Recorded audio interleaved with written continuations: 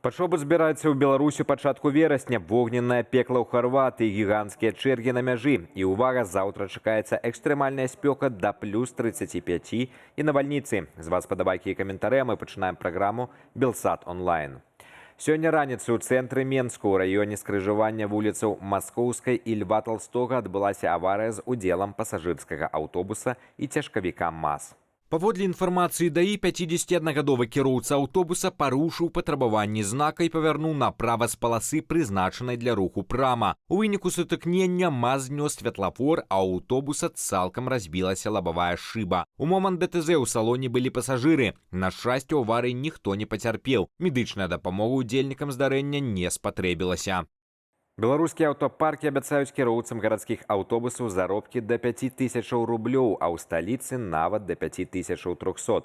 Аднак атрымаць такія грошы на практыцы надзвычай складана. Па-першае, у вакансіях пазначаныя сумы да выліку падаткаў. Па-другое, для максімальнага заробку патрэбны першы клас, вялікі стаж працы ў адным парку, сталыя перапрацоўкі, праца ў выходныя і начныя змены, а таксама поўная адсутнасць бальнічных. Без экстрэмальных нагрузак рэальныя заробкі кіроўцаў на рукі складаюць ад 2150 рублёў у рэгіёнах і да 3000 у Менску. На беларуска-польскай мяжы нарастаюць чэргі. Згодна з інфармацыяй ад Дзяржпамежкамітэта Беларусі, толькі на пункце пропуску Берасці выезду ў Польшу чакаюць больш за 1100 легкавікоў і больш за 60 аўтобусаў. Праз доўгае праходжанне мяжы перавознікі ў сваіх тэлеграм-каналах папярэджваюць пра перанос рэйсаў аўтобусаў. Затрымкі расцягваюцца на некалькі гадзінаў. У той жа час на двух пунктах пропуску з Гарадзенскай вобласці, Прузгі і Бераставіца у чарзе з беларускага боку чакалі па сотні аўтамабіляў. Аўтобусаў у спісе чакання там не было. Журналіст і экс-палітвязень Анджэй Пачобут ізноў заявіў пра намер вярнуцца дамоў. У інтэрв'ю польскім медыям ён паведаміў, што плануе мінуць мяжу і прыехаць на Гарадзеншчыну ўжо ў пачатку верасня, бо ў Беларусі ягоная радзіма і ён імкнецца быць са сваёй супольнасцю. Нягледзячы на тое, што каля 80% апытаных у Польшы лічаць ягонае рашэнне небяспечным, адмаўляцца ад паездкі былы палітвязень не мае намеру. Нагадаем, Анджэя Пачобута засудзілі да 8 гадоў калоніі і вызвалілі 28 красавіка сёлета у выніку працяглай міжнароднай дыпламатычнай аперацыі. У ноч на 15 жніўня па стратэгічных вайскова-прамысловых аб'ектах у глыбіні Расіі быў нанесены масаваны ўдар. Для гэтай атакі ЗСУ выкарысталі новыя крылатыя ракеты «Фламінга». Асноўную цэлю сталася Самара. У выніку выбухаў полымя ахапіла галоўны цэх ракетна-касмічнага цэнтру «Прагрэс» і суседняга авіязаводу «Авіакор», якія вырабляюць ракеты-носьбіты «Саюз» і кампаненты для вайсковай авіяцыі. Мясцовыя ўлады заявілі аб працы СПА, але вымушаныя былі прызнаць пашкоджанне прамысловасці і наяўнасць пацярпелых. Кадрамі запуску ракетаў ужо падзяліліся распрацоўнікі з украінскай кампаніі «Firepoint». Паралельна пад атаку апынуўся і ключавы вайсковы аэрадром Саваслейка ў Ніжнегародскай вобласці, дзе базуюцца знішчальнікі МіГ-31К, носьбіты аэрабалістычных ракетаў «Кінжал». Прэзідэнт Украіны Владзімір Зяленскі ввёў санкцыі супраць двух менскіх кампаніяў «Ростаграінвест» і «Трыял Экспарт». Паводле Кіева, гэтыя беларускія прадпрыемствы датычныя да незаконнага вывазу украінскага збожжа з акупаваных тэрыторыяў. Абедзве фірмы працуюць у сферы аграпрамысловага комплексу і гандлю сельгаспрадукцыяй. Кіеў рэгулярна папаўняе чорныя спісы беларускіх суб'ектаў гаспадаркі. Большасць з іх звязаная з вайскова-прамысловым комплексам. У пачатку жніўня пад абмежаванне ўжо трапілі прадпрыемствы з Воршы і Маладзечна.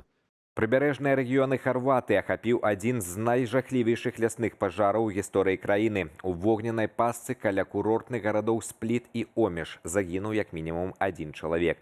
Яшчэ каля 40 атрымалі раненні і апёкі. Спадзяючыся ўратавацца ад суцэльнай сцяны полымя, некаторыя турысты былі вымушаныя скакаць у мора проста з чаўноў. Узгаранне, раздзьмутае штармавым ветрам ва ўмовах экстрэмальнай засухі, ахапіла 1000 гектараў сасновых лясоў усяго за 4 гадзіны. Стыхія знішчала ўсё на сваім шляху. Згарэлі дзясяткі жылых дамоў, аўтамабіляў і марскога транспарту. Улады Харватыі экстрана эвакуявалі больш за 1200 мясцовых жыхароў і замежных турыстаў. 10 пацярпелых застаюцца ў рэанімацыі ў крытычным стане. Прэм'ер-міністр Андрэй Пленкавіч назваў працу ратавальнікаў сапраўдным подзвігам. Для людзей па ўсім адрыятычным узбярэжжы адкрытыя часовыя прытулкі.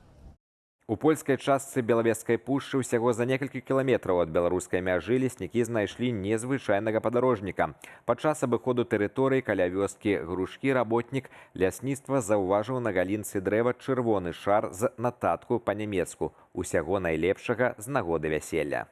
Дзякуючы адваротнаму адрасу высветлілася, што шар запусцілі падчас свята ў Берліне. Паветраны падарунак пераадолеў адлегласць амаль 900 кіламетраў. Замест звыклай для гэтага рэгіёну кантрабанды, якую памежнікі рэгулярна перахопліваюць у паветры, лясніцтва атрымала кранальную гісторыю. Леснікі пастанавілі зрабіць наважэнцам прыемную неспадзяванку і ўжо пераслалі знойдзеную цыдулку назад адпраўнікам у Нямецчыну.